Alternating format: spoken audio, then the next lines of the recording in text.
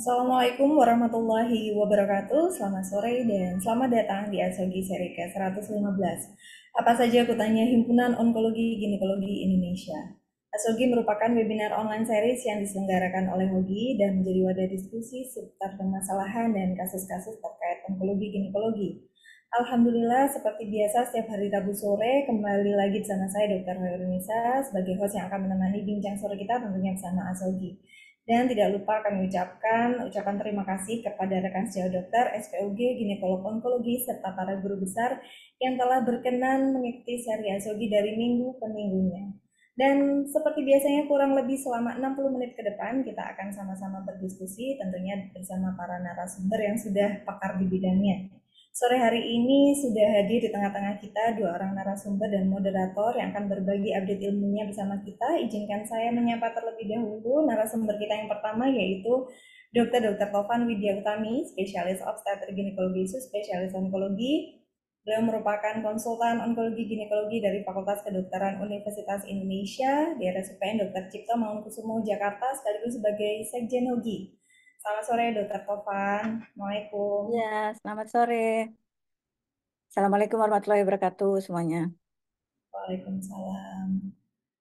Dan narasumber kita yang kedua yaitu Dr. Igede Sastrawinata, MD/Med, spesialis obstetrik ginekologi, spesialis onkologi. Beliau merupakan konsultan onkologi ginekologi di Fakultas Kedokteran Udayana dan di RSUP Profesor Dr. Igusti Ngurah Rai dan Pasar Bali. Selamat sore, Dr. Igede. Selamat sore, Dokter Kaurunisa, Dokter Taufan, Dokter Edi. Selamat sore, Dok. Salam kenal, salam rahayu. Selamat menunaikan ibadah puasa, Dok. Terima kasih, Dok. Baik, selanjutnya yang akan memimpin diskusi kita sore hari ini yaitu Dr. Edi Wibowo Ambari, spesialis obstetrik ginekologi, spesialis onkologi. Beliau merupakan konsultan onkologi ginekologi dari Fakultas Kedokteran Universitas Diponegoro di RSUP Dr. Karyadi Semarang. Selamat sore, Dr. Edi. Assalamualaikum. Waalaikumsalam, Dokter Hermisa, Dokter Tovan, Dokter Gede. Selamat sore. Sore, Baik. Dok. Sore, Dok. Terima kasih, Dok. Baik, seperti biasanya seluruh peserta yang hadir akan mendapatkan sertifikat ber-SKPID dan kehadiran akan tercatat secara otomatis melalui sistem Zoom, sehingga tidak perlu lagi untuk mengisi link kehadiran atau absensi. Selama acara kami harapkan kepada seluruh peserta Asogi untuk bisa berpartisipasi aktif dengan mengajukan pertanyaan baik secara langsung dengan terlebih dahulu menekan tombol raise hand atau bisa menuliskan pertanyaannya di fitur Q&A yang telah kami sediakan. Dan sore hari ini kita akan melanjutkan pembahasan kita masih di bulan yang sama, di bulan Maret, yaitu mengenai kanker endometrium. Sore ini kita akan mengupas bagaimana manajemen pada kanker endometrium. Namun sebelum kita beralih pada diskusi, izinkan saya mengundang Sekjen Hogi untuk memberikan sambutan sekaligus membuka acara Asogi sore hari ini. Kepada Dr. Tovan Widya Utami, spesialis obstetrik ginekologi, spesialis onkologi, kami persilakan. Ya, baik. Terima kasih. Bismillahirrahmanirrahim. Assalamualaikum warahmatullahi wabarakatuh. Pertama-tama puji syukur kehadirat Allah, alhamdulillahirobbilalamin ya atas nikmatnya yang luar biasa kita dapat tetap ya menjalankan ibadah puasa saat ini juga dengan segala macam ya cita-cita kita ya, Dokter Edi, Dokter Gede Sastra ya. Jadi saya menyapa ini saya kebetulan posisi masih di Copenhagen nih, Dokter Edi, Dokter Sastra aja. Yang saya hormati para guru besar, senior dan sejawat semuanya. Selamat menjalankan ibadah puasa Ramadan dan ibadah yang lainnya. Mudah-mudahan kita mendapatkan senantiasa ya ridho dan kasih sayang Allah Subhanahu wa taala dan berkenan Allah memberikan malam Lailatul Qadar kepada kita semua ya. Jadi dalam hal ini saya atas nama Hogi mewakili Bapak Ketua Umum kita Dr. Brahmana menyampaikan apresiasi yang luar biasa kepada teman-teman sejawat yang tiada lelah ya dan sangat konsisten mengikuti acara kegiatan serius tapi santai ini ya Asogi setiap hari Rabu pada pukul 15.30 hingga 16.30 waktu Indonesia Barat. Saya mendapatkan informasi sampai saat ini yang telah bergabung adalah saat ini sampai 149 ya, hampir 150 dari registran adalah 347 ya peserta. Jadi alhamdulillah sampai saat ini kita sudah mendapatkan 115 ya, Asogi ya, Dr. Nisa. Luar biasa nih, Dr. Nisa juga sangat konsisten ya. Jadi kalau membahas masalah manajemen kanker endometrium tentu akan sangat banyak lagi, apalagi kalau kita melihat begitu pesatnya perkembangan staging pada si endometrium ini ya. Jadi memang luar biasa. Mudah-mudahan nanti teman-teman semua bisa mengikuti apa yang sudah terjadi pada perkembangan di global ya. Betul sekali bahwa pendidikan adalah suatu kegiatan yang repertoar atau pengulangan ya. Jadi kalau yang saya catat sampai saat ini adalah kita sudah sampai 8 kali Dr. Edi, Dr. Sastra membahas tentang endometrium ya. Mulai dari hiperplasia endometrium, kemudian bagaimana tata laksana konservatif endometrium atau atipik begitu ya. Kemudian pada kondisi apa kita melakukan preserve fertility dan seterusnya itu sudah ada 8 kali kita membahas itu, dan khususnya endometrium CA adalah 4 kali ya. Jadi kalau saya catat di sini dari seri ke-40 ya, 63, 74, 75, 76, 91, 113, 114 kemarin ya. Jadi alhamdulillah saya tidak berpanjang lebar ya. Mudah-mudahan kita dapat memberikan ya sedikit banyak ya pencerahan ataupun hal-hal updating yang terjadi pada kanker endometrium ini ya. Mudah-mudahan teman sejauh juga dapat memanfaatkan waktu yang rasanya tidak panjang ini ya, hanya mungkin efektif 40 menit dalam tanya jawab ya. Mudah-mudahan nanti Dokter Sastra akan memulai untuk paparan ya, sekaligus membuka inspirasi untuk teman-teman bertanya. Baik, demikian mungkin itu saja dari saya. Lebih kurangnya saya mohon maaf ya. Mudah-mudahan Allah Subhanahu wa taala senantiasa memberikan apapun ya yang kita lakukan ini senantiasa bernilai ibadah di sisi Allah Subhanahu wa taala. Terima kasih banyak. Saya tutup. Selamat mengikuti acara ini. Wabillahi taufik wal hidayah. Wassalamualaikum warahmatullahi wabarakatuh. Baik. Waalaikumsalam warahmatullahi wabarakatuh. Baik, terima kasih banyak Dr. Tovan sudah berkenan untuk membuka acara Asogi sore hari ini. Selanjutnya kita memasuki diskusi Asogi yang langsung akan dipandu oleh moderator kita sore hari ini kepada Dr. Edi Wibowo Ambari, spesialis obstetrik ginekologi, spesialis onkologi. Kami persilahkan. Terima kasih, Dr. Hairunisa. Wah, Dr. Tovan, jangan lupa oleh-olehnya. Kayaknya sudah seminggu belum pulang itu. Jangan lupa buat Dr. Hairunisa, Dr. Sastra juga itu. Setuju dok, setuju dok. Ya, Dingin banget Dokter Edi di sini. Aduh, luar biasa. ya. Baik, kita mulai acara hari ini ya. Jadi kalau mau bicara masalah kanker endometrium memang tidak habis-habisnya ya. Dan saya lihat kok perkembangan justru yang pesat adalah di kanker endometrium. 30 menit rasanya waktu kita kurang ya. Mungkin kita langsung saja. Pertama dari Dr. IGD Sastra Winata, MBOmed SPOG Subspesialis Onkologi. Mungkin dipersilakan. Sudah terlihat dokter? Sudah. Slide-nya sudah terlihat jelas dok ya? Jadi dok ya? Jelas, Ya. Dok. Baik, selamat sore pada seluruh kepada ini dulu ya, kepada Dr. Edi. Terima kasih dok sudah membuka moderator acara. Kemudian Ibu Dr. Karunisa juga, kepada Dr. Taufan suhu ya dari Copenhagen jauh-jauh ikut online ya dok ya. Mohon itu tadi dok, ingat oleh-olehnya dok. Karena kebetulan kita bareng-bareng dok. Tunggu nanti. Kemudian tadi satu kata yang saya kutip dari Dokter Taufan tadi kan sedikit banyak gitu ya. Saya tertarik sekali dengan sedikit banyaknya. Saya sedikitnya dok ya, nanti Dokter Taufan banyaknya gitu ya. Karena oleh-olehnya tidak hanya berupa benda tapi ilmu pengetahuan. Ya, saya tunggu ya dok. Mudah-mudahan langsung bisa diaplikasikan di Asogi kali ini. Ditunggu dok. Jadi izin saya coba memaparkan ya dok ya.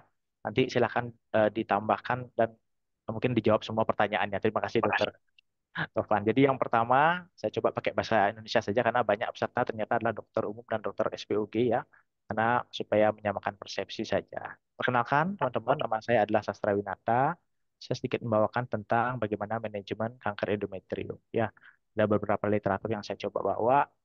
Nah, kemudian tadi karena ini saya juga menyimak sama seperti Dr. Taufan, ini mungkin yang kelima atau yang keenam dari kanker endometrium, tentunya ada update-update yang saya sampaikan. Ya, mungkin tidak semua update ya, tapi saya coba beberapa.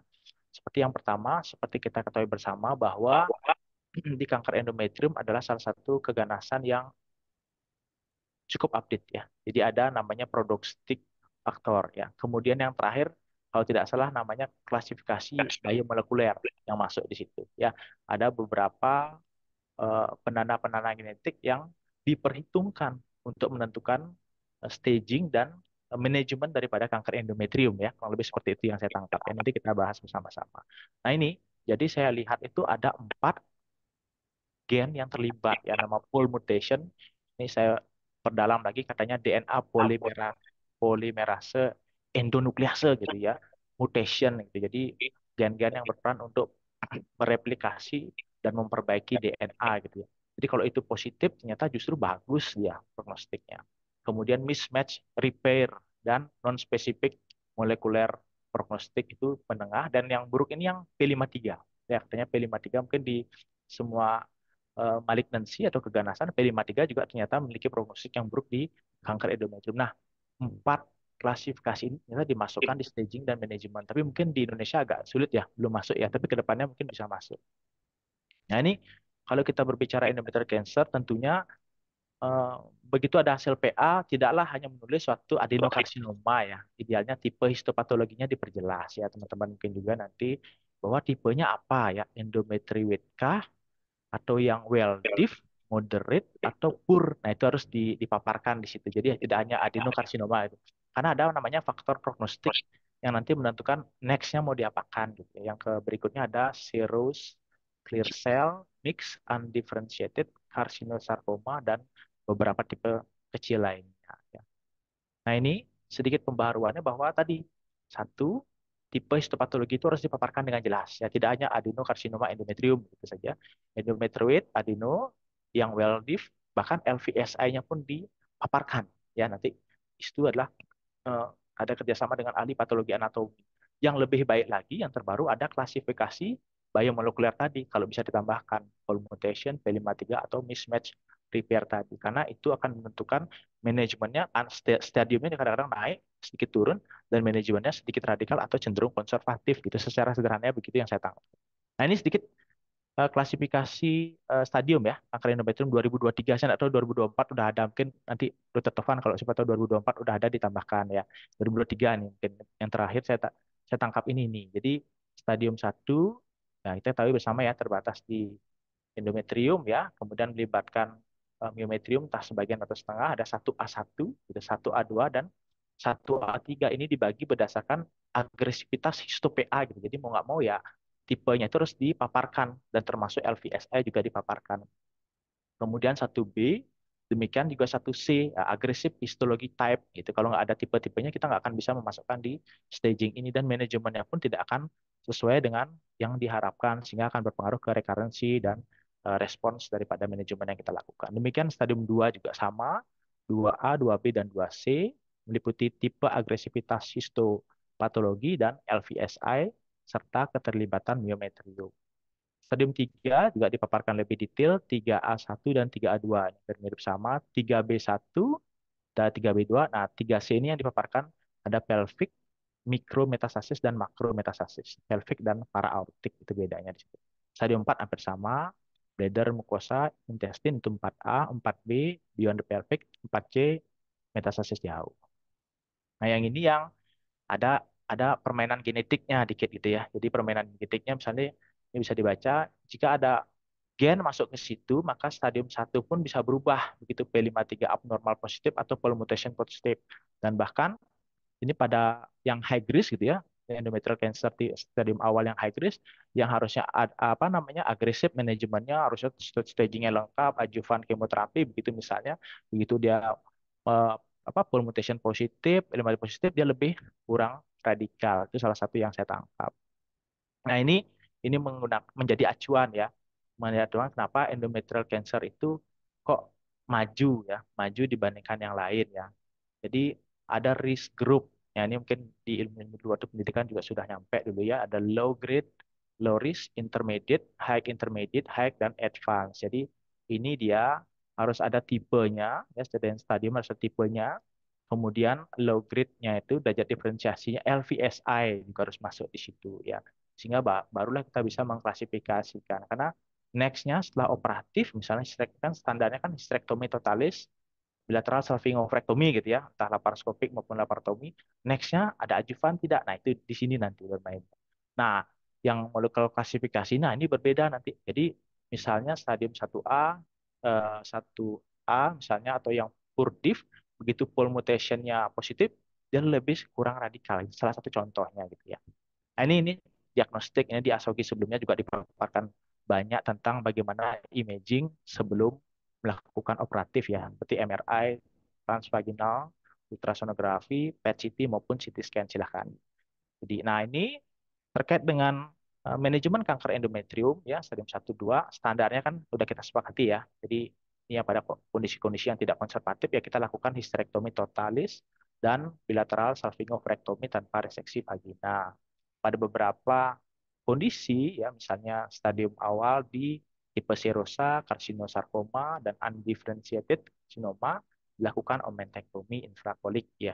Dan yang terakhir pada stadium 2 antara tindakan radikal, sterektomi modified maupun yang simple itu tidak berbeda bermakna. Jadi direkomendasikan boleh dilakukan simple sterektomi.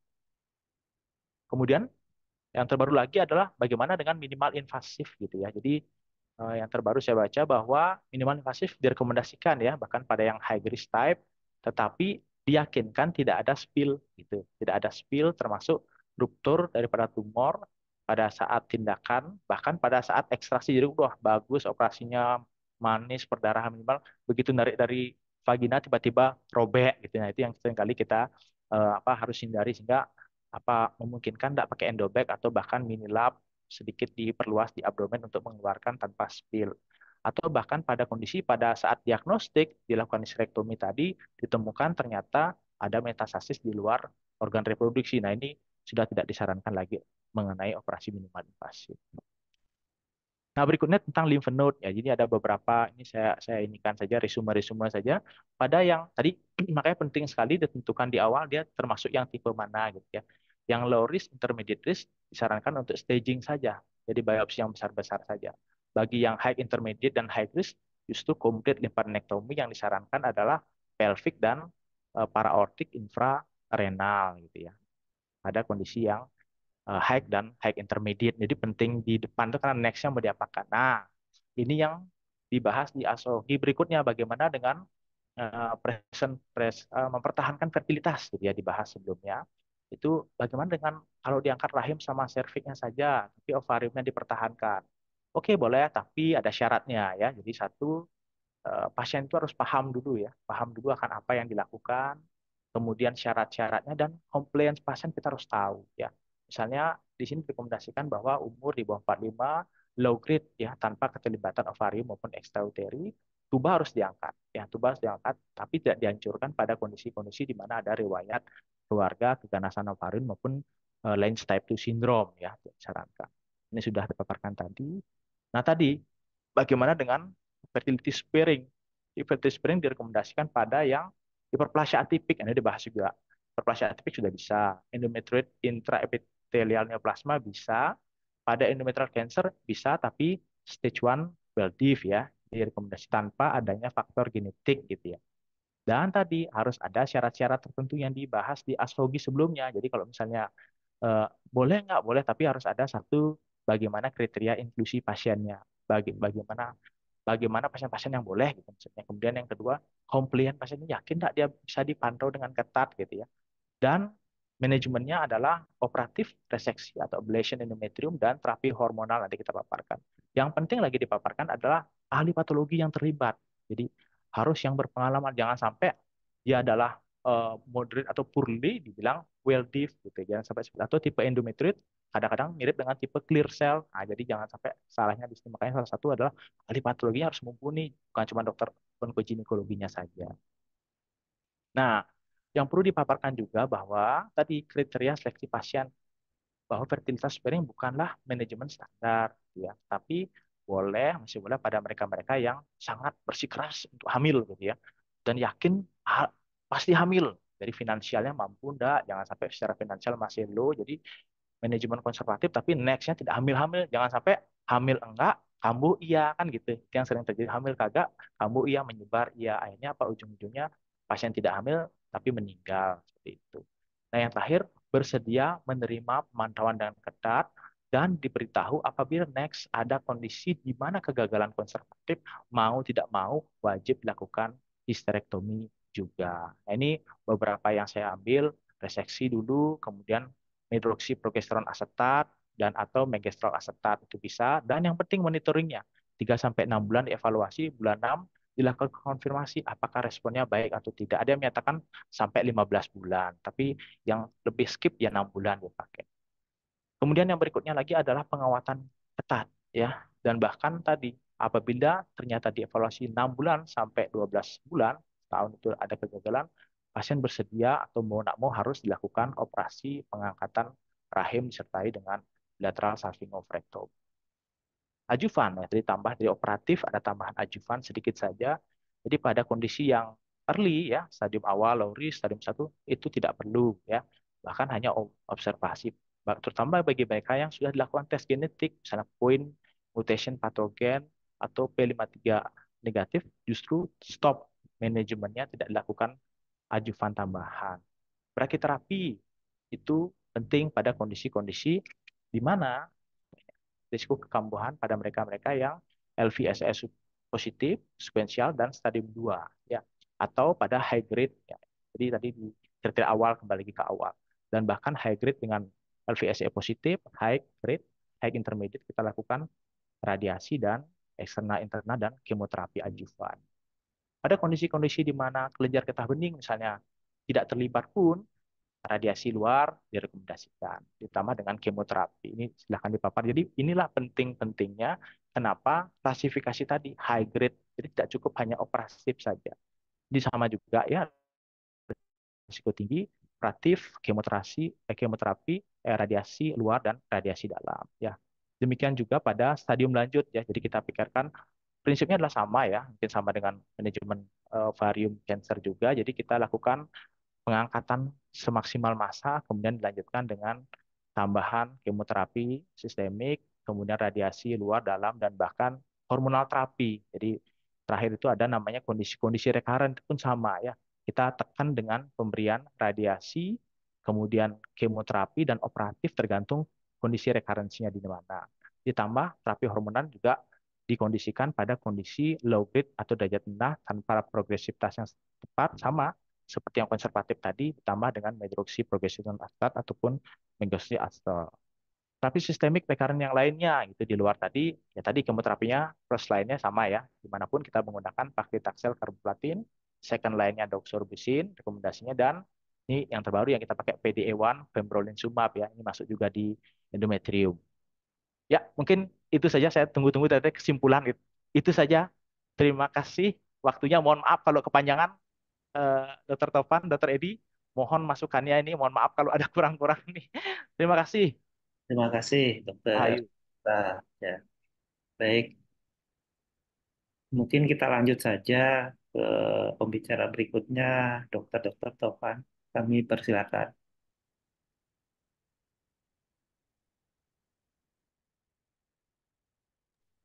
Ya, baik. Terima kasih. Suara saya agak ini nih, apa? Jelas dok, Lumayan. jelas. Jelas dok.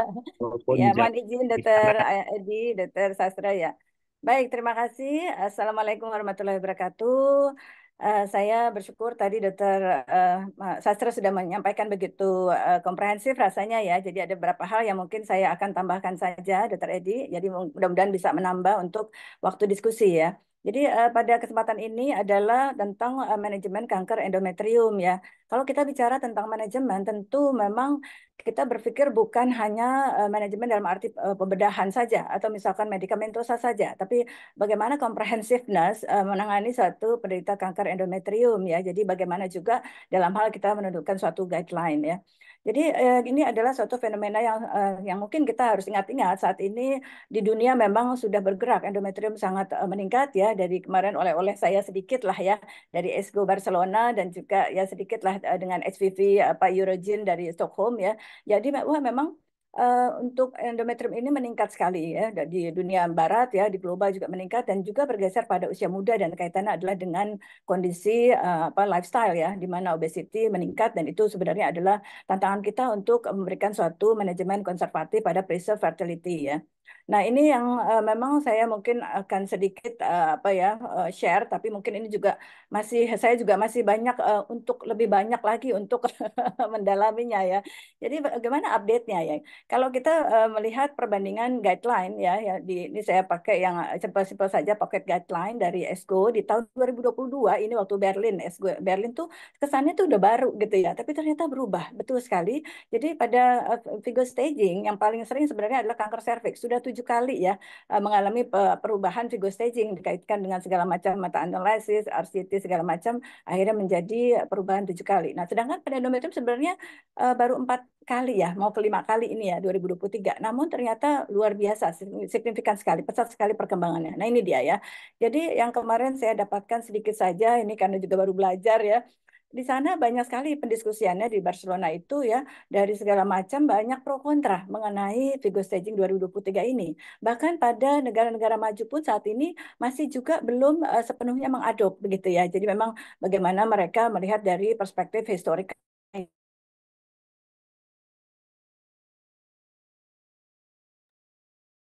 Suaranya hilang, Dokter Tovan. Sepertinya problem sinyal, Dok.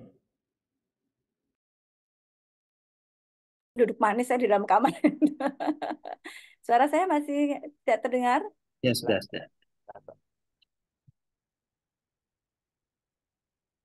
Silakan, Dokter Tovan.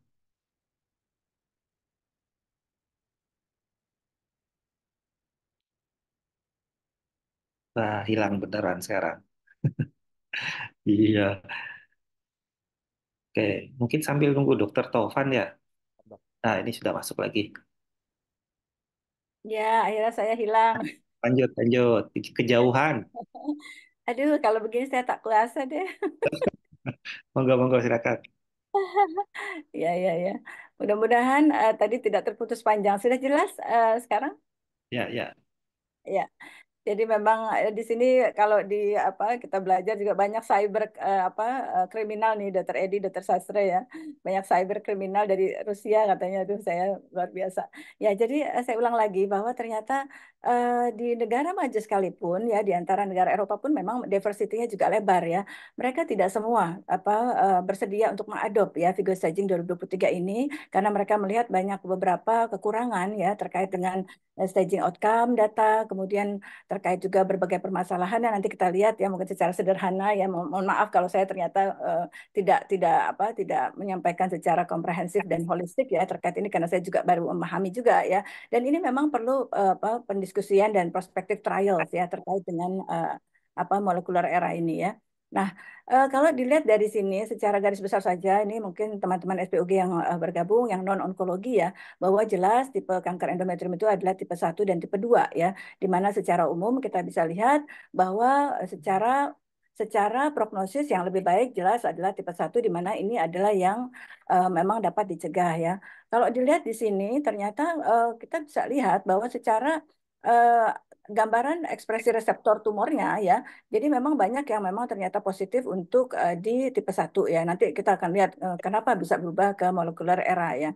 Nah, kalau dilihat di sini juga beberapa yang memang tipe agresif adalah clear cell, kemudian serous tumor ya, kemudian undifferentiated, carcinosarcoma dan sarkoma itu sendiri. Berbagai mutasi genetik tadi sudah dijelaskan oleh Dr. Sastra ya bahwa tipe 1 kebanyakan adalah PTEN ya, kemudian KRAS ya, sedangkan tipe 2 adalah terkait dengan P53 ya.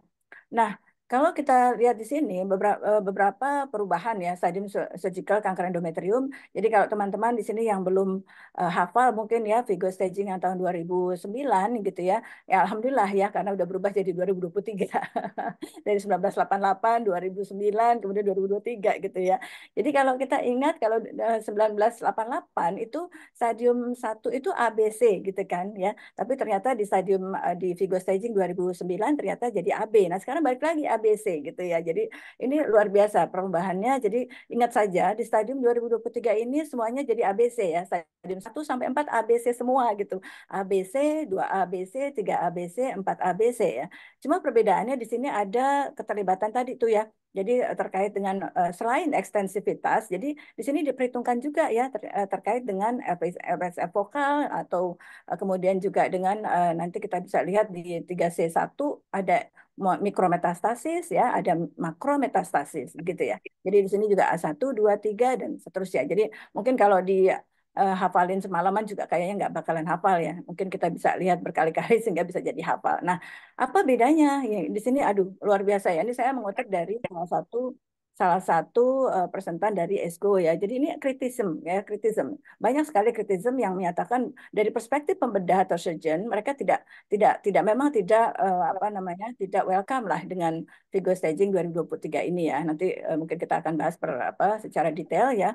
Nah, ini kalau mungkin teman-teman kalau misalkan melihat ya jurnal-jurnal ya, apa sih itu stadium 1 AM ya, polimut tadi sudah sampaikan oleh Dr. Sastra ya, bahwa kalau ada polimut artinya secara molekuler, M itu menandakan molekuler ya. Jadi artinya surgical staging dikombinasikan dengan molekuler era gitu ya. Jadi kalau kita ketemukan polimut mutation ya itu malah bagus, memberikan mutasi yang menunjukkan prognosis yang baik gitu ya. Sedangkan kalau misalkan P53 tidak melihat stadiumnya, tidak melihat diferensiasinya, dia sudah menjadi suatu prognosis yang buruk, bahkan diperlukan suatu adjuvan. Nah, perkembangan targeted terapi, imunoterapi segala macam sudah begitu berkembang pesat di sana. Waktu itu juga saya memang sempat menanyakan, kalau seandainya jelas ya, jadi polymutation itu memberikan prognosis yang buruk, sedangkan yang baik maaf ya, kemudian prognosis buruk ada P53 gitu, sedangkan diantaranya adalah NMRD, kemudian deficiency dan NSMP juga. Nah itu kalau misalkan kita belum mampu, boleh nggak kita meriksa cuma polymut dan P53 gitu? Jawabannya tidak ya. Jadi artinya memang ini ternyata alhamdulillah ya good news-nya adalah era molekuler ini tidak mandatory ya, tidak mandatory. Artinya negara berkembang harus semua mengikuti tidak ya, tapi opsional tetap ya Dr. Edi. Karena nanti kita lihat dari Australia kita bisa lihat di sini nanti saya tidak akan bahas ini tadi sudah disampaikan oleh Dr. Sastra ya. Nah ini jadi bagaimana suatu review dari 2023 Vigo Staging Endometrial Cancer ini Profesor Andreas Obermeier ya saya rasa beliau sangat berani ya untuk mengkritik ya 2023 Vigo Staging ini, beliau dari Queensland dari Brisbane Australia, bahwa kita bisa lihat di sini bahwa mereka dengan secara gamblang ya menyatakan bahwa mereka tidak mau langsung adopt ya Vigo Staging 2023 ini karena berbagai publikasi yang ada saat ini terkait dengan pertimbangan ya considerable concern oleh gynecologic oncologist secara dunia itu tidak apa namanya tidak sesuai ya dengan ekstensivitas atau misalkan natural history dari suatu endometrial cancer terkait dengan prognostik ya. Walaupun memang ada suatu ungkapan yang bijak ya bahwa bagaimanapun Vigo Staging 2023 ini memang perlu untuk dikaji lagi dengan studi yang lebih panjang. Nah, mengapa memang 2003 Vigo Staging ini ternyata memang menjadi satu hal yang masih bisa di against ya. Artinya bahwa beberapa studi yang terkait dengan yang mendasari bahwa perubahan Vigo Staging ini dengan molekuler era ini adalah ternyata tidak mencukupi dan kebanyakan adalah retrospektif ya. Jadi ini memang membangkitkan pemikiran kita semua bahwa ya alhamdulillah ya dan kita bisa bergerak juga molekuler era termasuk PNPK kita juga sudah berubah untuk molekuler era ini mengadaptasi apa yang sudah terjadi perkembangan di global, namun ternyata itu sudah dinyatakan belum menjadi suatu mandatori secara luas ya.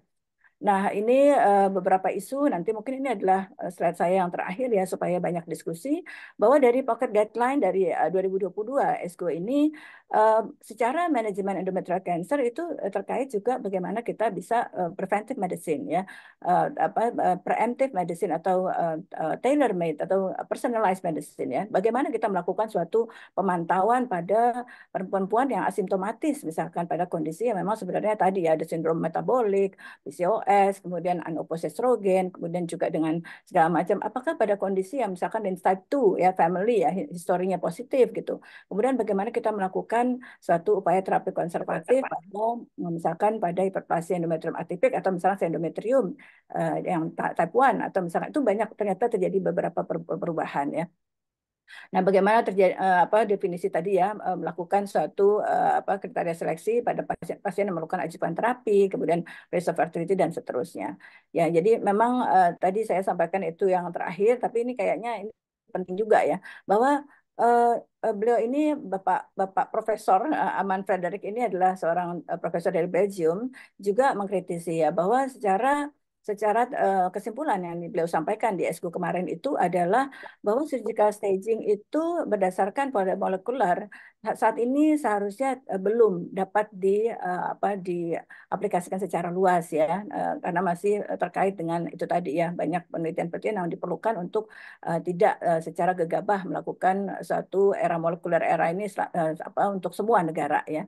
Kemudian kita bisa lihat juga tipe dan frekuensi dari masing-masing penyebaran ya bahwa yang paling penting bahwa dikatakan mengapa kita harus melakukan staging yang sangat appropriate atau sangat apa namanya sesuai ya. Karena ternyata ini juga yang mendasari bahwa 10-15% dari tipe yang low intermediate risk itu adalah mengalami suatu recurrency gitu. Dan ternyata dari yang high risk itu juga dikatakan bahwa tidak semua mengalami metastasis, hanya 50% saja ternyata mengalami metastasis pada studi kohort berikutnya gitu ya. Jadi memang banyak sekali misteri-misteri yang terkait dengan molekuler era ini ya.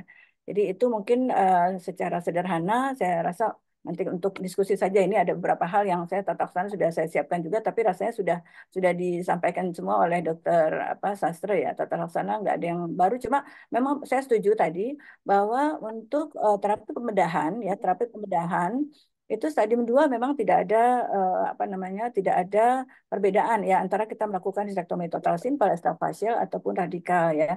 Namun memang di NCCN dinyatakan 2024 itu jika memang confirm terjadi metastasis atau spreading terhadap stroma cervix maka untuk dilakukan suatu hysterectomy radikal ada suatu opsional ya, tapi bukan suatu preferable ya di preferen yang dipilih gitu bukan ya, tapi dapat dilakukan suatu hysterectomy radikal pada kondisi tersebut. Tapi secara studi total dan radikal pada kondisi ini memang tidak berbeda bermakna ya. Yang lain sudah disampaikan tadi soal Dokter Made, rasanya saya tidak mengulang lagi. Eh, Mungkin itu saja dari saya ya, Dokter Edi. Ya, Mudah-mudahan masih banyak waktu untuk berdiskusi. Wassalamualaikum warahmatullahi wabarakatuh. Waalaikumsalam. Terima kasih Dokter Tovan. Cuma saya tadi nggak sempat mencet stopwatch ini. Kalau Dokter Tovan biasanya diwaktuin itu. Oke, kita mulai saja ya. Ini karena waktu kita terbatas. Gini, kalau kita lihat apa yang disampaikan Dokter Sastra, Dokter Tovan, kayaknya kan memang apa ya relatif sulit. Cuman ini mungkin bagi yang awam, mungkin buat Dokter Sastra ini ada pertanyaan. Apakah kanker endometrium bisa terjadi pada pasien usia 30-an? Ya, usia 30-an. Kira-kira faktor risiko apa pada usia muda ini kenapa? Mungkin itu pertanyaan pertama dari Dokter Haryana Rotama. Misalkan Dokter Sastra. Baik, terima kasih Dokter Edi. Dokter Haryana ya tadi ya? Iya. Ah, ya. Haria, Dokter Baik. Hari. Oh, Dokter Hari ya, Dokter Hari. Salam, Dokter Hari. Salam kenal. Saya izin menjawab dulu nanti disempurnakan. Tadi saya sedikit, tertopan banyak ya. Seperti sedikit banyak ya. Izin saya menjawab sedikit. Jadi yang pertama bahwa seperti tadi disampaikan di slide yang obesitas itu, saya tertarik sekali dengan slide obesitas itu. Paradigma baru yang berkembang saat ini kan kondisi-kondisi hiperestrogen itu munculnya di usia lebih muda ya. Jadi usia lebih muda, kemudian apalagi disertai dengan adanya resistensi insulin, kemudian ada beberapa pengobatan-pengobatan yang menyebabkan hiperestrogen tinggi, tentunya kita ketahui bersama itu menjadi suatu faktor risiko terjadinya hiperplasia ya, hiperplasia endometrium dan ujungnya atipik hiperplasia dan berakar menjadi endometrial cancer. Itu satu ya. Kemudian yang kedua, faktor-faktor yang type 2 ya, itu kan type 1 ya. Jadi endometrial cancer type 1 adalah resistant estrogen seperti kita ketahui bersama, di mana estrogen tinggi itu ditingkatkan di dalam kondisi era belakangan ini muncul lebih awal terkait dengan paparan estrogen yang tinggi sehingga menyebabkan perubahan tadi. Tetapi di sisi lain juga ada kondisi belakangan ini type 2 juga meningkat. Tadi dengan adanya beberapa perubahan-perubahan genetik yang sulit sekali dipahami kenapanya itu. Apakah memang titipan dari leluhurnya turun ke bawah begitu, atau memang ada faktor luar yang menyebabkan gennya rentan gitu. Sehingga gen-gen tadi B53, kemudian apa tadi yang di type 2 itu menjadi mengalami mutasi sehingga muncullah endometrial cancer terkait genetik di usia yang lebih muda. Tetapi dari kedua hal ini, seperti dipaparkan oleh teman tadi, yang mampu kita cegah yang pertama tadi, jadi misalnya dengan bagaimana menjaga lifestyle, bagaimana mengontrol pola makan, pola aktivitas, kemudian pola stres, kemudian faktor-faktor risiko penyakit yang menyebabkan kondisi estrogen kita menjadi tinggi. Dan kedua hal itulah yang menyebabkan kenapa kondisi endometrial cancer dalam belakangan ini itu meningkat di usia yang lebih muda. Mungkin itu yang bisa saya berikan masukan. Terima kasih, Dr. Edi. Terima Silakan, Dr. kasih. Mungkin Dokter Topan ada tambahan? Ya, rasanya sudah jelas ya, Dokter Edi ya. Jadi memang kalau kita lihat dari natural history ya, bagaimana apa perjalanan suatu sel endometrium. Kalau kita bicara natural history itu kita bicara untuk sel endometrium stadium tipe 1 gitu ya, tipe 1. Di mana itu memang bisa dicegah gitu ya. Jadi kalau misalkan kita bicara tadi tipe 2 itu kan mirip-mirip dengan ovarium, itu ibaratnya destiny lah, takdir gitu ya. Jadi memang kenapa sih bergeser tadi pada usia kurang dari 30 tahun, saya setuju ya Dokter Sastra ya, bahwa ini yang sebenarnya kita bisa campaign ya, kita bisa kampanyekan bahwa ini adalah suatu yang sangat preventable gitu ya. Kalau kita lihat dari apa relative risk ya, relative risk itu kan anopos estrogen, kemudian obesity, kemudian diabetes mellitus ya, kemudian juga penggunaan tamoxifen segala macam itu terutama sindrom metabolik ya. Jadi itu sampai 2 sampai 5 kali lipat ya, sedangkan kalau pada anopos estrogen bahkan bisa sampai 10-20 kali lipat gitu ya. Jadi bagaimana kita bisa tadi tuh apa mengkampanyekan kehidupan yang lebih sehat ya kepada perempuan-perempuan muda kita gitu ya. Jadi jangan ibaratnya ya kita bangga untuk melahirkan misalkan bayi yang besar gitu, bayi atau balita yang gemuk gitu ya. Itu akan menjadi diabetes pada usia apa adulthood ya, usia remaja, dewasa muda gitu. Nah, itu biasanya akan melahirkan apa sindrom metabolik kan ke arah endometrium patologi gitu ya. Mungkin itu tambahan dari saya, Dr. Edi. Sih, begini. Jadi menarik ya. Ini mumpung belum ada pertanyaan. Sebenarnya kalau saya lihat yang disampaikan Dokter Sastra, Dokter Topan itu kan istilahnya sudah ruwet itu. Ya, nah justru kalau kita lihat mungkin Dokter Sastra juga Topan, gejala awal dari sel endometrium itu kan AUB biasanya ya, abnormal uterine bleeding ya. Mungkin bagi SPOG umum atau dokter umum, salah satu penyebab AUB itu kan palm coin itu ya, singkatannya ya. Palm coin dan salah satu palm coin itu adalah malignansi. Nah, apa yang disampaikan dokter Gede, dokter Topan itu kan adalah bagaimana kalau kita sudah menegakkan ini suatu sel endometrium ya. Nah, mungkin perlu dijelaskan untuk menegakkan diagnosis sel endometrium itu pastikan histopatologi, begitu ya, dokter Sastra ya. Nah, jadi mungkin bisa disampaikan dokter Sastra dari faktor-faktor resikonya, dari gejala AUB-nya, terus maksudnya kadang-kadang itu menyepelekan AUB ya. Ini AUB biasa, nggak usah dikuret, atau dioperasi hasilnya ganas ya.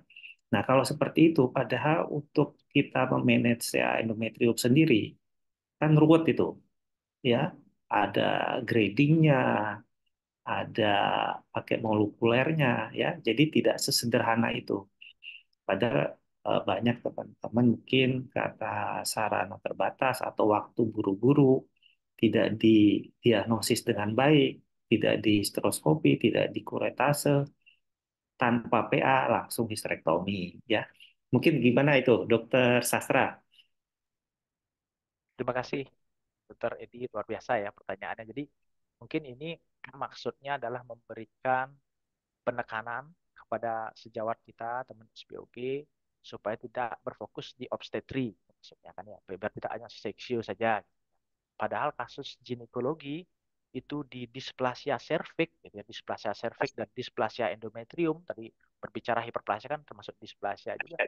Itu banyak gitu ya. Dan secara asuransi kita mengcover tindakan itu, kecuali mungkin yang histeroskopi ya, mungkin ya, saya tidak tahu di beberapa tempat, tergantung tipe rumah sakit juga kembali. Kemudian yang kedua, satu awareness kita adalah tentang abnormal uterine bleeding itu disampaikan oleh Dr. Edi. Tadi Dr. Tovan juga di slide-nya udah menyampaikan itu.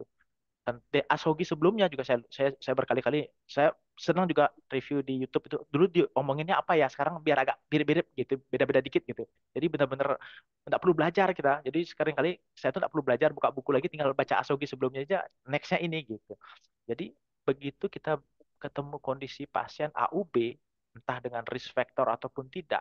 Oke lah kalau dengan risk factor, misalnya postmenopausal bleeding gitu, pasiennya gemuk, riwayat DM, hipertensi, saya rasa teman-teman tahu.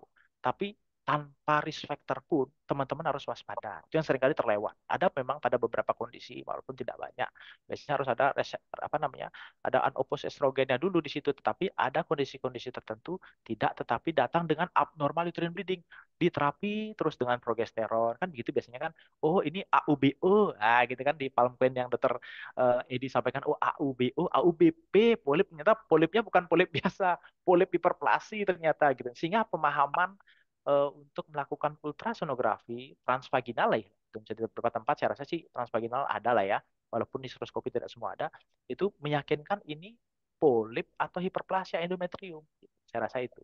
Satu, kemudian ketebalannya berapa? Yang pentingnya apakah jangan-jangan ini adalah proliferasi atau secretory fase. Sehingga dibaca lagi, kalau dia premenopause ketebalannya maksimal 5 mili misalnya gitu.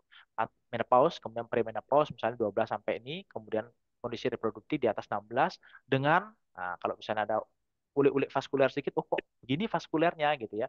Jangan lupa dilakukan biopsi.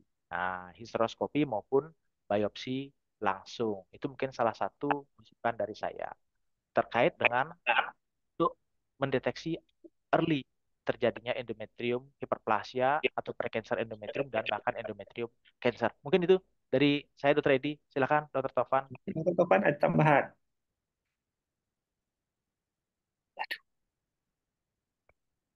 Ya, jadi seperti hal yang tadi sudah disampaikan Dokter Sastra betul ya. Jadi mungkin kalau teman sejawat bisa buka YouTube ya, itu asoginya berulang-ulang terus tuh ya. Saya juga melihat tuh Dokter Edi, Dokter Sastra, apa Ya. aja sih yang udah didiskusikan. Jadi saya tadinya saya udah menyiapkan ya, tapi rasanya sudah dipaparkan, sudah dibahas oleh sejawat yang lain di asogi sebelumnya. Tapi ternyata memang kita harus ulang-ulang juga ya. Nah ini dari PNPK kita ya, Sehat Endometrium 2023 yang saat ini masih ongoing juga revisi ya, luar biasa nih. Jadi tentu teman-teman harus mengikuti tadi sistematika berpikir ya, sistematika bagaimana evidence yang sudah saat ini berkembang. Jadi memang banyak clue ya. Jadi kalau misalkan postmenopausal bleeding apakah selalu endometrial cancer? Enggak juga gitu ya. Ternyata banyak metritis, endometritis atrofi atau misalkan polip gitu ya. Bahkan sepertiga kasus adalah bukan keganasan begitu ya. Tapi tadi diingat palm coin ya, struktural atau non struktural begitu ya. Kemudian bagaimana sifat AUB-nya seperti apa. Jadi jangan pernah melupakan sistematika pemeriksaan teman-teman ya, dari mulai tadi mengidentifikasi risiko. Tadi saya sudah sampaikan faktor risiko yang paling tinggi adalah ketika tadi ya anopos estrogen itu bahkan 10 sampai 20 kali lipat. Jadi ketika pasien datang dengan PCOS ya, misalkan dia dengan anovulatory cycle atau misalkan aminorea sekunder atau misalkan bahkan apa namanya tadi ya segala macam ada tuh obesitas ya, kemudian keluarga juga DM, itu jelas itu perlu kita antisipasi AUB yang terkait dengan endometrium. Jadi seringkali pasien-pasien yang datang ke kita itu, Dokter Edi ya, maaf ya, ternyata yang dilakukan hysterektomi subtotal gitu. Hysterektomi Ya. subtotal ternyata PA-nya seendometrium gitu ya. PA-nya bahkan ada yang tidak ada apa-apa, ternyata sel cervix gitu. Jadi selalu sistematika pemeriksaan fisik juga ya, kita lihat IMT-nya, kemudian tapi jangan pernah lupakan bahwa ada beberapa pasien yang ternyata koinsiden ya. Koinsiden tuh jadi artis simultaneously dia ternyata endometrial juga, ovarian juga, misalkan pada nulipara, infertilitas, atau misalkan memang jelas dia tidak menikah gitu, anopos estrogen, mungkin itu terjadi. Jadi memang harus melakukan satu pemeriksaan yang secara holistik dari mulai tadi mengidentifikasi faktor risiko dan sampai melihat bagaimana pasien ini secara sistematik kita melakukan pemeriksaan fisik. Nah, tentang pemeriksaan penunjang, bagaimana kita bisa mengambil satu endometrial sampling, ini juga banyak yang akhirnya bingung juga. Apakah perlu misalkan punyanya kuret atau DC gitu, DNC ya? Apakah harus melakukan endocervical curettage gitu ya? Jadi DC bertingkat. Nah, sebenarnya kalau kita mengacu pada Vigo staging atau 2009 yang kemarin saja, itu sudah tidak merubah stadium ya, karena stadium 2-nya sama gitu ya, bukan pada surface atau epitel dan stroma, tapi langsung pada stromanya stadium 2 gitu. Nah, sama juga dengan saat ini juga memang tidak perlu, tapi terkait dengan tingginya angka kanker serviks kita yang memang mungkin terkait dengan endoservix, ada baiknya juga ya kita melakukan endocervical curettage, bukan untuk menentukan stadium endometrium, tapi untuk melihat spesifik dari site yang kita lakukan eksklusi gitu ya. Jadi apakah ada masalah nggak di endometriumnya ya? Apakah kita melakukan SAS untuk menentukan adanya satu misalkan polip, multiple atau apa, itu memang sekarang juga cukup banyak ditinggalkan ya. Tapi memang kalau teman sejawat memiliki histeroskopi itu rasanya memang yang paling dipilih ya, karena tidak perlu pembiusan, office bisa dilakukan secara ambulatori, kemudian tidak perlu biaya yang tinggi dan seterusnya. Tapi kalau tidak bisa ya bisa pakai pipel atau misalkan kuret misalkan, atau ya DNC secara konservatif atau konvensional. Mungkin itu ya Dokter Edi. Dan jangan lupa juga adalah ini dia ya teman-teman, bahwa salah satu yang kita harus pikirkan adalah diagnosis banding jelas itu ya. Apakah ini serviks, apakah ini dari bahkan misalkan ovarium yang ke endometrium misalkan, atau endometrium ke ovarium misalkan gitu ya, atau patologi yang lain. Ya mungkin itu tambahannya Dokter Edi. Hanya Ya, ya, mengingatkan saja ya. dari sastra. Jadi ya ini pesan almarhum guru kita. Jadi yang disampaikan ini kan manajemen, ya. Tapi ingat pesan almarhum itu, untuk memanage itu kita harus tahu diagnosis, diagnosis, dan diagnosis, ya. Jadi diulang-ulang. Nah, ini ada pertanyaan lanjutan lagi, Dokter Sastra sama Dokter Tovan ya. Ini yang pertama, ini dari Dokter Aditya ini. Kalau ini sepertinya ada pasien yang hiperplasia atipik, sudah dikuret nih berarti. Terus dihistrektomi oleh SPOG umum. Tahu-tahu hasilnya sel endometrium. Ya, bagaimana? Tapi ini histrektominya harusnya total loh ya, jangan nggak total. Ini nanti nggak total dimarahin Dokter Tovan. Mungkin bagaimana, Dokter Sastra? Baik, terima kasih Dokter Dokter Aditya, Aditya Ya, ya. Aditya ya. Terima kasih ya, luar biasa itu pertanyaannya, dan memang banyak juga yang begitu ya. Tadi kemampuan untuk melakukan pengambilan jaringan saya rasa. Jadi satu tuh technically pengambilan jaringan itu yang terbaik adalah seperti yang disampaikan oleh Dr. Tovan tadi, histeroskopi. Jadi kita melihat langsung sehingga apa? Mampu mengambil daerah yang dicurigai. Kadang-kadang kan, mohon maaf ya, DNC gitu misalnya kan kebanyakan DNC abnormalnya di sisi anterior, ngambilnya di posterior, ya nggak kena gitu. Ya. Sesederhananya itu Mungkin ini susah. kalau sudah terlanjur, Dokter Oh iya, Sastra. oh iya, ya itu sudah satu. Jadi diagnostik kan itu dok ya, diagnostik itu. Jadi pulse-nya kadang-kadang di situ. Jadi di posterior, tiba-tiba di anterior, kita ngambilnya di posterior gitu ya. Apalagi di fundus gitu ya, agak pojok dikit kiri gitu, nggak kena gitu. Makanya tadi diagnostik pertama idealnya tadi histeroskopi, kan ada kemungkinan seperti kasus ini kan begitu.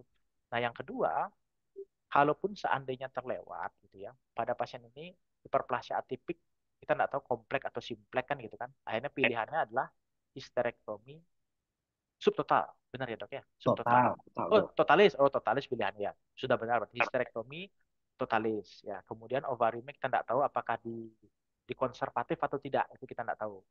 Syukur-syukur kalau dilakukan histerektomi totalis dan bilateral salpingo-ovarectomy kan begitu. Nah setelah itu di PA ulang. Nah PA-nya Nah, tipenya apa kan begitu sekarang? Nah, tipenya endometrioid kah? Nah, kan gitu. Atau yang non non non endometrioid atau tipe agresif tadi. Nah, itu akan menentukan next-nya. Jadi penting sekali di klasifikasi yang saya sampaikan tadi. Apakah dia termasuk low, intermediate, high intermediate, atau high atau advance. Begitu nanti. Nah, kalau seandainya hasil PA-nya itu ya well deep, endometrioid type, kemudian well diferensiasi, LVSI-nya negatif gitu, berarti cukup sudah. Kan begitu. Nah, kalau lebih dari itu, berarti kan terlihat masuk ke low risk. Kalau lebih dari itu, misalnya tiba-tiba high, gitu, dia tipenya adalah clear cell, gitu, tiba-tiba ovarium terlibat, gitu, kan cervix terlibat, mau nggak mau adjuvan terapi kita berikan di situ. Mungkin itu yang bisa saya berikan. Silahkan, Dokter Topan ditambahkan. Dr. Tovan ada tambahan? Iya, iya, setuju ya. Jadi dulu kita mengenal itu tahun 1994 ya. 1994 itu hiperplasia endometrium itu kan ada yang simplex, kompleks, atipik, non atipik gitu kan ya. 1, 3, 8, 29% ya. Jadi kalau simplex non atipik 1% ya kansernya gitu kan. Kompleks non atipik 3%, tapi kompleks non atipik 8%, tapi kompleks atipik 29%. Nah, ternyata kan berubah ya. Ya. 2020 tahun kemudian ya, 2014 itu udah lama sebenarnya ya, bahwa yang signifikan adalah atipik atau non atipiknya gitu. Walaupun memang ESGO sendiri mereka nggak suka dengan penggolongan itu ternyata ya. Ya jadi emang dikatakan kalau yang non atipik itu kurang dari 1%, kalau atipik langsung 27, 49 sampai bahkan 60% ya chance-nya untuk saya endometrium. Nah balik lagi tadi kaitannya dengan apa namanya bagaimana kita bisa apa ya udah terlanjur ya udah terlanjur. Ya, Ini lanjut. penting loh. Iya, endometrial cell. Jadi betul-betul penting, maaf ya. Kita Ya. harus tahu nih siklusnya nih pasiennya pantasnya berapa mili. Sini endometrial thickness-nya gitu kan. Cut off point-nya misalkan premenopausal 10 mili, misalkan postmenopausal 4 atau 5 mili gitu. Itu udah harus di apa dianggap sebagai suatu kehati-hatian untuk menyingkirkan adanya patologi endometrium. Ya kalau punyanya DC ya udah kerjakan aja DC ya. Cuma betul yang dicatat kemarin pada pendiskusian itu adalah penting melihat histopatologi oleh seorang gynae patologis expert dokter Edi, dokter sastra ya. Jadi yang tadi tuh bahwa ternyata kalau grade 3 ya atau diferensiasi buruk walaupun dia tipe 1 itu udah dianggap sebagai agresif ya kan. Jadi yang agresif kan udah tahu tipe 2 semua dianggapnya agresif gitu. Tapi kalau tipe 1 pun kalau G3 atau yang apa yang diferensiasi buruk itu sudah masuk dalam agresif. Itu udah masuk dalam stagingnya udah beda gitu ya. Nah, balik lagi. Jadi ya itu sekali lagi deh dokter, mudah-mudahan itu hanya sekali aja ya apa kekhilafannya ya, mudah-mudahan berikutnya nggak begitu lagi. Tapi kalau udah terlanjur kita mapping.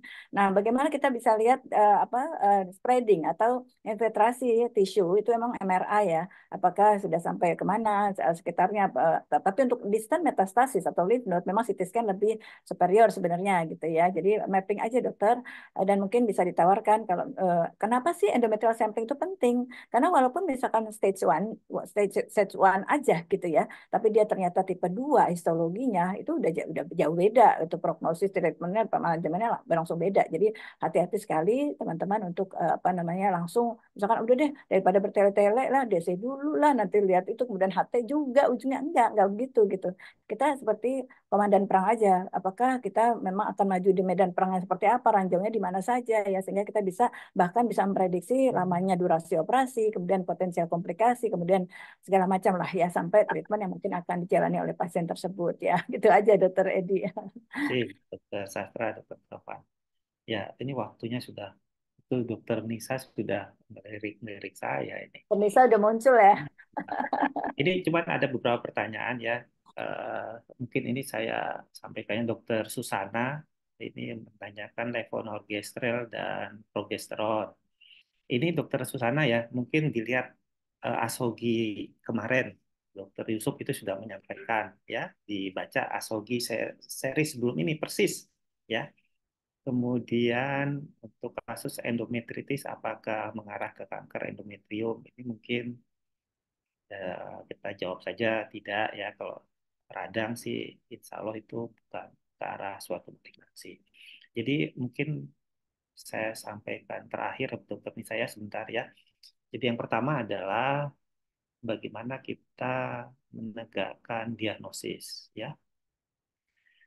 Awalnya kan itu biasanya AUB mungkin di kuretase atau di apa itu di histeroskopi. Dari situ kita harus pastikan lagi dengan imaging, misalnya ini stadiumnya, invasinya, itu kan sebelum kita melakukan tindakan operatif. Diperhatikan histopatologinya, gradingnya, LVSI-nya. Kalau sudah ada apa molekulernya, boleh. Nah, nanti dari situ baru seperti Dokter Tovan bilang, ini kan musuhnya seperti ini. Kita perangnya harus pakai yang mana, apa yang harus kita ambil, ya.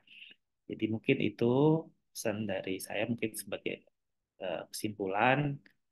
Terima kasih Dokter Sastra, Dokter Tovan yang Terima sudah kasih dokter. jauh dari Bali, dari Copenhagen ya. Terima kasih atas Ya, mohon maaf suaranya agak habis. kami kembalikan acara kepada Dokter Hairunisa. Terima kasih Dokter Nisa. Baik, terima kasih. Luar biasa, kita ucapkan terima kasih banyak untuk para narasumber dan moderator sore hari ini atas waktu dan sedekah ilmunya, Dr. Edi, Dr. Tovan, Dr. Gede Sastra.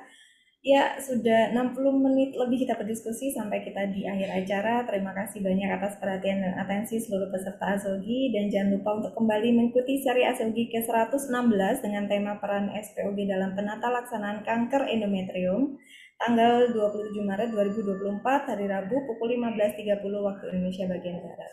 Selamat menjelang waktu berbuka puasa bagi yang menjalankan. Semoga ngabuburit kita yang hanya 1 jam ini bermanfaat, dan sampai jumpa di ASOGI seri berikutnya. Kami undur diri. Wassalamualaikum warahmatullahi wabarakatuh.